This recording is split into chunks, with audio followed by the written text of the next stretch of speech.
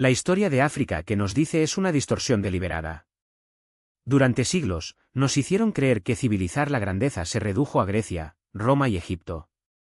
Pero sabía que, mucho antes de la aparición de las pirámides del Nilo, ya había imperios africanos tan avanzados que mapearon los cielos sin telescopios, dominaron rutas comerciales oceánicas siglos antes de las ciudades de Colombo y Rose que desafiaron la lógica de la ingeniería moderna. Estos reinos no desaparecieron por casualidad, fueron borrados. Y hoy desentrañaremos por qué. Detente y reflexione, ¿qué pasa si las civilizaciones más impresionantes de África no se han perdido en el tiempo, pero se silenciaron sistemáticamente? No es ningún secreto que, cuando hablamos de antigüedad, la imaginación colectiva evoca inmediatamente a los griegos, romanos y egipcios. Pero más allá de las arenas del Sáhara, escondido debajo de capas de omisión, hay un continente que albergaba imperios enfáticos como cualquier poder europeo. Construyeron pirámides más altas que las de Giza, descifraron los misterios de las estrellas sin tecnología avanzada y establecieron redes comerciales transoceánicas cuando Europa todavía estaba gateando. Entonces, ¿por qué no se hacen eco en los libros de historia? La respuesta es inquietante: la narrativa africana fue reescrita por quienes la colonizaron. Lo que no pudieron conquistar, enterrados. Estos reinos olvidados son parte de este entierro forzado. Durante siglos, África ha sido etiquetada como el continente negro, no por la falta de luz, sino porque su luz fue eclipsada deliberadamente. ¿Cómo es posible que todo un continente haya sido barrido debajo de la alfombra? Todo comenzó con un mito peligroso, generalizado por los exploradores coloniales e historiadores europeos, que África no tenía historia escrita, arquitectura monumental o ciencia desarrollada. ¿Absurdo? Los hechos arqueológicos gritan lo contrario. En Zimbabue, las ruinas de las ciudades de piedra desafían las leyes de física e ingeniería. ¿Cómo explicar esto? En el siglo XIII Malí, los astrónomos predijeron movimientos celestiales con una precisión sorprendente. Y en Etiopía, las iglesias esculpidas en rocas sólidas, como si hubieran sido talladas por manos divinas, demuestran que esos pueblos dominaron técnicas que aún no se evalúan hoy. No eran tribus aisladas. Eran imperios. Empiros con sistemas políticos complejos, conocimiento científico avanzado y una línea de tiempo que simplemente no se ajusta a la versión simplista que nos vendió. ¿Fue esta información errónea la estrategia para borrar su memoria? Ha llegado el momento de rescatar esta verdad. ¿Estás listo para conocer las civilizaciones africanas que la historia oficial se esforzó por olvidar? Comencemos con uno de ellos, el reino de Kux. Cuando se trata de pirámides, el pensamiento vuela automáticamente a Egipto. ¿Pero sabías que los egipcios no eran los únicos maestros de este arte a orillas del Nilo? Kux no solo compitió con su vecino, sino que en un momento lo dominó. Imagine un imperio que floreció durante más de 1000 años, con capitales como Napata, más tarde, Meroé, este último enterrado en lo que hoy es Sudán. Los kuxitas no eran solo vecinos de los egipcios, fueron tus conquistadores. En el siglo VIII a.C., sucedió algo extraordinario: los reyes de Kush invadieron Egipto, fundaron la dinastía 25 y gobernó como faraones. Bajo su mando, la construcción de pirámides fue revitalizada, y la arquitectura del Valle del Nilo ganó nuevos contornos. Pero no se detuvo allí. Estos gobernantes fusionaron la simbología egipcia con la espiritualidad africana, dejando en claro que no llegaron a servir, sino a reinar. ¿El problema? Mientras que los nombres egipcios se tallan en libros de texto, Kush se reduce a una nota al pie, cuando no se ignora por completo. ¿Por qué? Porque Kux desmantela la fábula de que Egipto era un faro de civilización solitario en un continente primitivo. Para los historiadores coloniales, esta verdad fue inconveniente. Dicen que los egipcios inventaron las pirámides. Incluso puede ser. Pero las kuxitas no son. Ese copiados, perfeccionaron. Después de derrocar a los faraones egipcios, criaron cientos de pirámides en Sudán, agrupadas en necropoliciones reales como Nuri y el Kurru. Y la innovación de Kuxita fue más allá.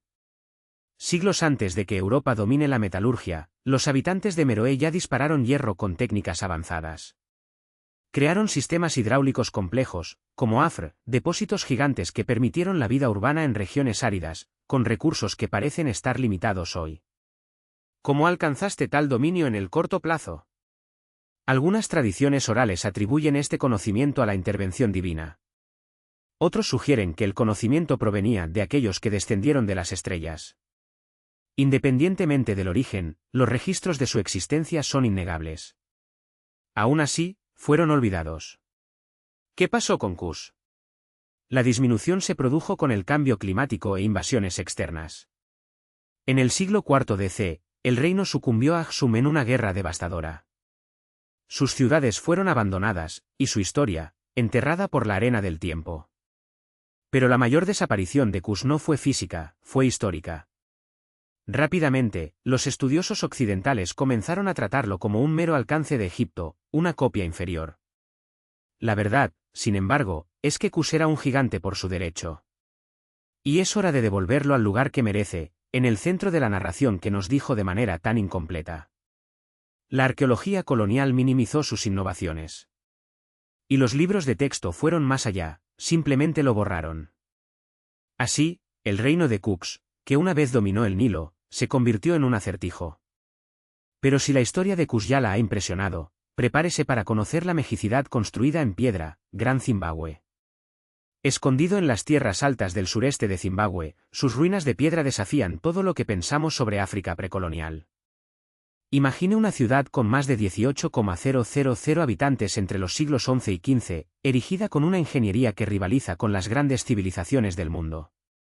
No fue solo el tamaño que impresionó, sino su riqueza. Great Zimbabue floreció como capital comercial, conectándose con China, Persia e India. En su corazón, se levantó la Gran Muro, una estructura monumental de 250 metros de circunferencia y casi 11 metros de altura, construida sin una sola gota de mortero.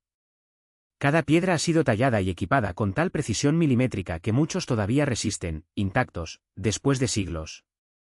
Pero aquí viene lo absurdo: durante décadas, los científicos coloniales se negaron a creer que los africanos podrían ser los autores de esta obra maestra.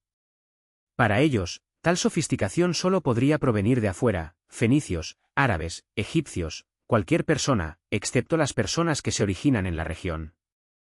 La verdad, sin embargo, es innegable: la datación de carbono, las excavaciones arqueológicas y las tradiciones orales confirman que los antepasados de la gente Shona han erigido un gran Zimbabue, heredado de una tradición de constructores, comerciantes y estrategas. Dominaron la geometría, la planificación urbana y el comercio de rango largo. Extrajeron oro, marfil y cerámica que circulaban a través del Océano Índico. Sus técnicas fueron tan avanzadas que incluso hoy sus descendientes sorprenden al mundo. Aún así, durante siglos, la historia oficial prefería etiquetarlos como un misterio, porque admitir su grandeza significaría reconocer que África ya tenía ciudades, ciencia y soberanía mucho antes de la llegada de los europeos. Y para algunos, esta verdad era demasiado inconveniente para ser enseñada. Pero, ¿qué pasó con Great Zimbabwe? En el siglo XV, la ciudad fue abandonada. Las teorías hablan de agotamiento de recursos, sequías o cambios en las rutas comerciales. Otros historiadores, sin embargo, señalan algo más siniestro: la sombra del colonialismo. A medida que creció el interés europeo y árabe en la región, los OCI se han desestabilizado deliberadamente, a menudo para facilitar la exploración. El Gran Zimbabue se ha convertido en leyenda. Pero no fue el único. En el corazón de África Occidental, en las puertas del Sáhara, uno de los mayores centros intelectuales que la historia ya ha olvidado, la Tombuctú. Esta ciudad, en el actual Malí, albergó a más de 25,000 estudiantes en el siglo XIV y una biblioteca con cientos de miles de manuscritos, tratados en matemáticas, medicina, astronomía, ley y filosofía, muchos de ellos siglos antes de su tiempo. Algunos textos incluso describieron modelos heliocéntricos antes de Copérnico. Y, sin embargo, la ciencia occidental insistió en tratarlo como un mito. Incluso con las pruebas de material, minimizaron su importancia. Cuando se redescubrieron los manuscritos, muchos se presentaron en silencio, sin traducción, como si alguien quisiera evitar que el mundo supiera que África ha tenido su propia Liga de Hiedra. Pero el imperio malí no se detuvo allí. Bajo el reinado de un hombre, ha alcanzado el apogeo de su poder, y su nombre resuena hasta el día de hoy: Mansa Musa. En 1324, realizó una peregrinación a la Meca que sacudió el mundo conocido. No fue un viaje común, tomó 60,000 personas, 12,000 sirvientes y tanto oro que su paso causó una crisis inflacionaria en el Cairo que duró años. Los economistas modernos lo consideran el hombre más rico de la historia. Su imperio controló minas de oro, agricultura avanzada y rutas comerciales que se extendieron hacia Europa y Asia. Aún así, Mansa Musa apenas aparece en los libros. ¿Por qué? Porque era negro, musulmán y más poderoso que cualquier rey europeo de su época. Esta realidad. El imperio de Malí no solo ha generado riqueza y bibliotecas, sino que también forjó astrónomos cuyo conocimiento desafía la noción misma de progreso científico. El manuscrito después de un manuscrito desenterrado en Timbuktu revela debates sobre órbitas planetarias, ciclos lunares y constelaciones celestiales con precisión que dejarían al sabio europeo del Renacimiento abierto. No eran especulaciones vagas, algunos textos describen sistemas estelares y eclipses con detalles tan exactos que solo podían confirmarse siglos más tarde, con la ayuda de los telescopios modernos. ¿Cómo? ¿Se basaron en milenios de la observación africana de los cielos? ¿O heredar un conocimiento astronómico perdido, transmitido por civilizaciones mucho más antiguas de las que imaginamos? Una cosa es segura, mientras Europa se zambulló en la oscuridad medieval, África ya descifró los secretos del cosmos. Y Timbuktu no era un caso aislado. En los excesos rocosos de Malí, el pueblo Dogon mantuvo un secreto aún más inquietante. Mucho antes de la invención del telescopio, dominaron una astronomía tan avanzada que lograron desentrañar el misterio de Sirius, un conocimiento que solo sería descubierto por las ciencias occidentales siglos más tarde. ¿De qué se trata? Describieron no solo la estrella Sirius A, visible a simple vista, sino también a su compañero invisible, Sirius B, un enano blanco denso, con una órbita de 50 años y una masa que desafía la física convencional. ¿Cómo podría un pueblo sin instrumentos modernos saber esto? Los antropólogos franceses Marcel Griaule y Germain Dieterlen documentaron estas revelaciones en las décadas de 1930 y 1950, décadas antes de que la astronomía occidental confirmara la existencia de Sirius B. Los escépticos afirman que Dogon puede haber obtenido esta información de las fuentes modernas, pero las entrevistas de Griaule se produjeron cuando el conocimiento sobre los dwarfs blancos aún estaba restringido a pocos científicos. O golpearon por puro azar, o fueron enseñados por alguien.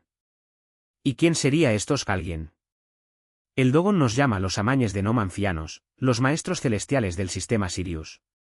Según sus tradiciones, el Nominación descendió a la Tierra en un arca giratoria, trayendo consigo los cimientos de la agricultura, el lenguaje y una sabiduría cósmica que trasciende nuestra comprensión actual.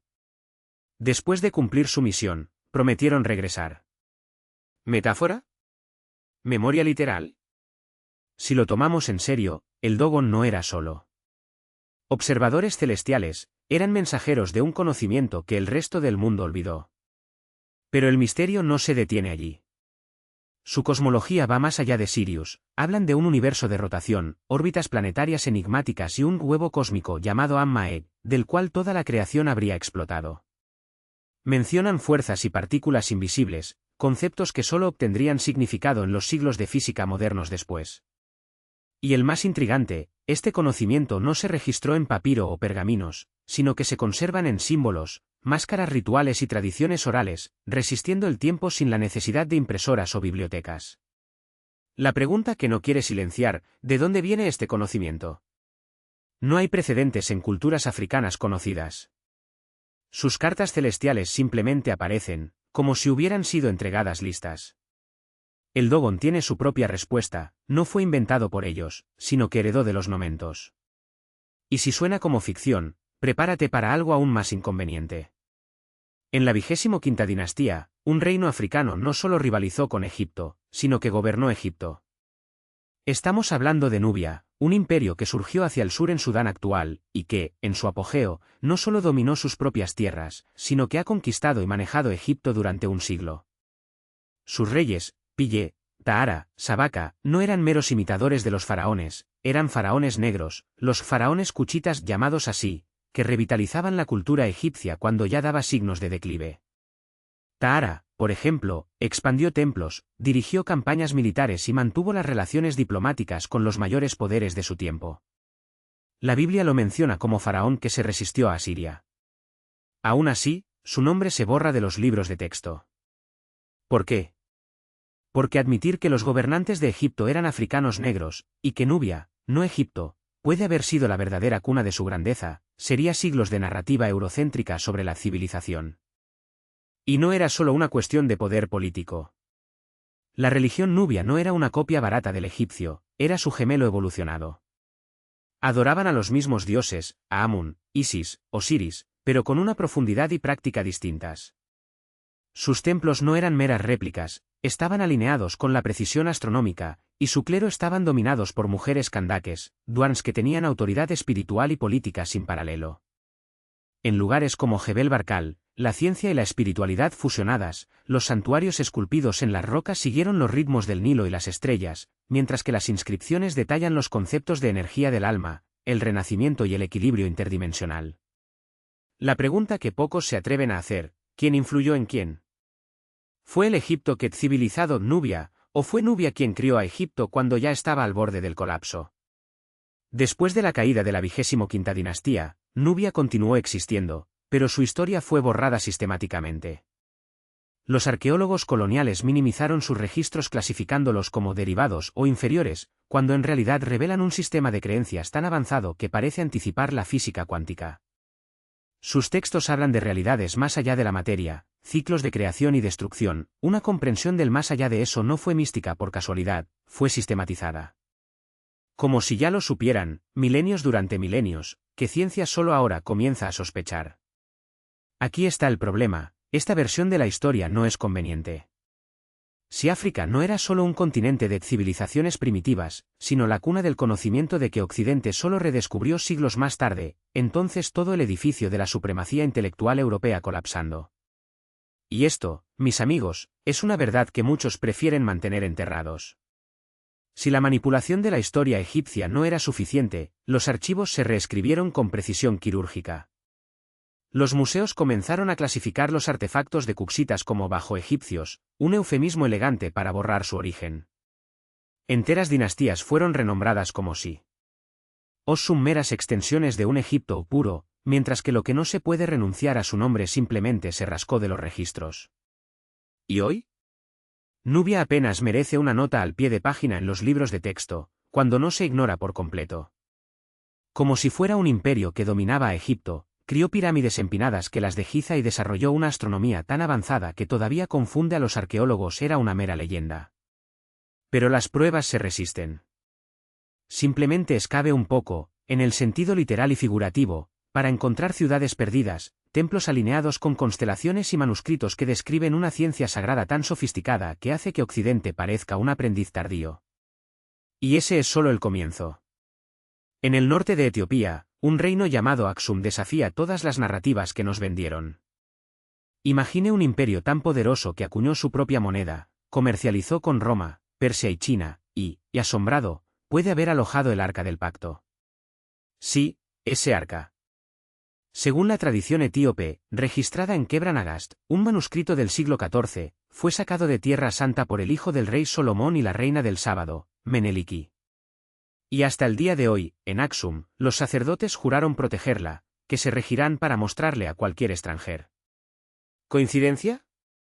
¿O hay verdades tan explosivas que incluso la ciencia moderna se atreve a investigarlas profundamente? Pero Aksum no solo era rico en oro o misterios bíblicos. Era un faro de poder espiritual. Mientras Roma todavía persiguió a los cristianos, Aksum ya se había convertido, oficialmente en el siglo IV, bajo el reinado de Ezana.